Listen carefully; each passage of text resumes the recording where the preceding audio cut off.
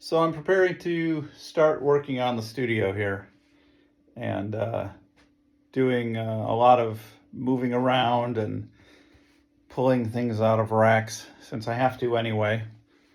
Um, I'm having thoughts about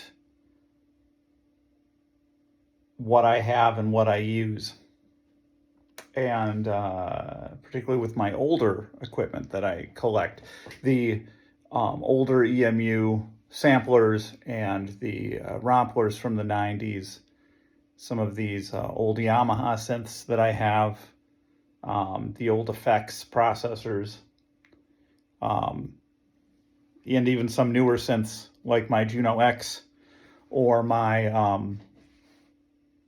uh, some of my drum machines that they don't get used very much. They don't get a lot of play. They don't bring joy, and to some extent, they are always in the way because I'm always having to move them and I'm always having to do things with them. Um, has the time come to drop it, to start paring it down to just those things that I really need? And is it worth it, uh, keeping these instruments that are slowly making the transition from useful tools to museum pieces?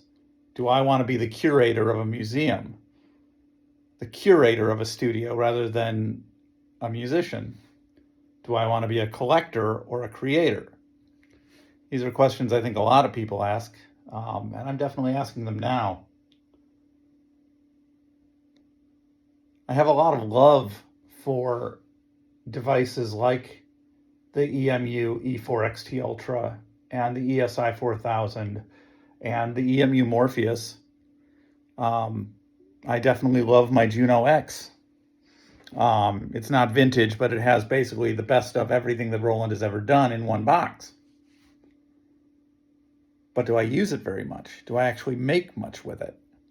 It has uses. I find it useful when I do, but absolutely everything it does, that Macintosh computer can do just as well as a plug-in.